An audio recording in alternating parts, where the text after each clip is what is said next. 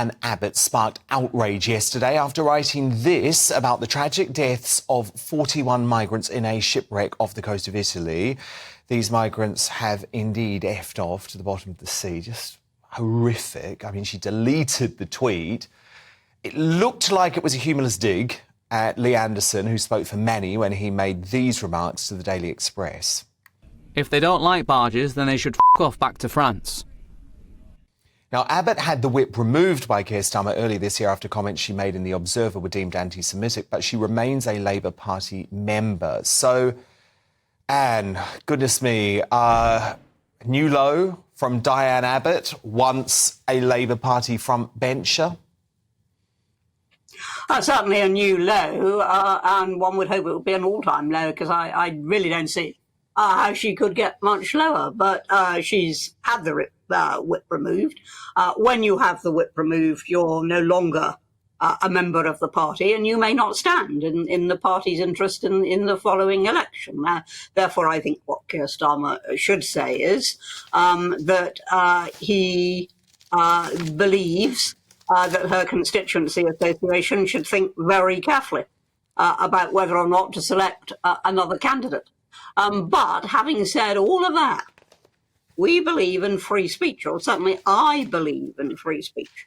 And even when that freedom is exercised distastefully, as it certainly was on this occasion, even when it's exercised distastefully, there is still, or should be, the freedom to speak and to say what you think.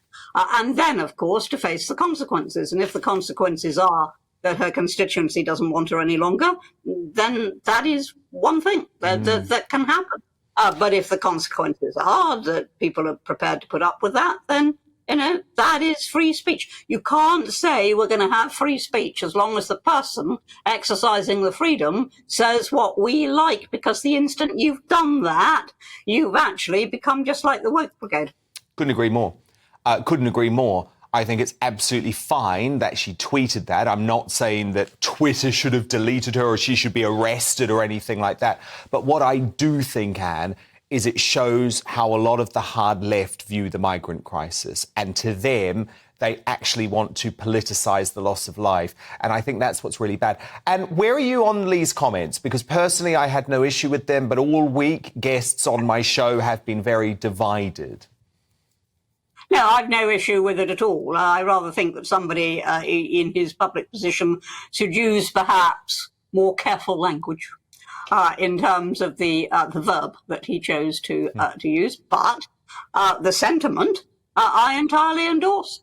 I mean, if you don't like what you're coming to here, then for goodness sake, stay in France or go back to France. These people are in a perfectly safe country in France. They do not need safety. Nobody at Calais, nobody trying to get over here from France is in any need of a safe refuge. They already have it. And why don't they want to stay there? For the simple reason that they know that when their asylum claims are processed, the French, who are very hard-headed about this, will simply say, no, you don't get asylum. Come over here, and we don't have national identity cards. We don't routinely practice detention. We do have a very flourishing underground economy. And so they come over here, and the chances of their being ultimately removed are very small. That's what attracts them. That's why they are coming. So to come on that basis and then to moan about the conditions, anybody who actually wants a safe refuge would really welcome being on that barge, feeling free from the persecution that they were trying to get away from, feeling free from the fear that they would have been living in daily. They would welcome almost anything. And yet they're getting very uppity about it. Well, OK. That, to me, doesn't suggest a desperate asylum seeker. No, indeed. And, of course, they're coming from France. They're coming from that first world country of France. But look, Ad, I want to move on because the headmaster of Eton, very posh school, where the royals go, where Boris went and everything, has been accused of launching an aggressively woke cultural revolution at the elite institution. In an interview with former Etonian and reality star Spencer Matthews, Simon Henderson, who is nicknamed Trendy Hendy, hit back at critics of his teaching philosophy. Watch. You've also been described and criticised for having a woke agenda. If by woke people mean, I believe in kindness, understanding, respect, tolerance, treating people decently, trying to have empathy, trying to understand things from other people's perspectives, then, guilty as charged.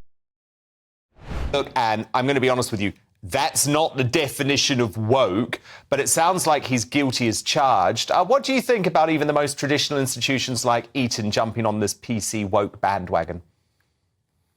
Well, of course, he gave his own definition of woke there, which simply means being kind and respectful. Well, that could be a definition of Christian. That could be a definition of being well brought up. That is not woke. So, that for, somebody who is supposed to be teaching boys to analyse and to reason and to argue and to understand the meaning of words, that's a pretty treacherous definition of woke coming there from trendy hendy.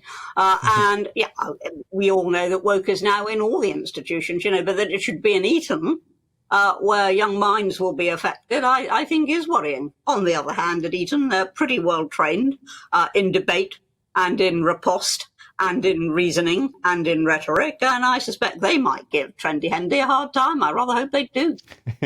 Ann Widdecombe, Big Witty Style, great to have you back. Thank you, Ann. We'll speak next week.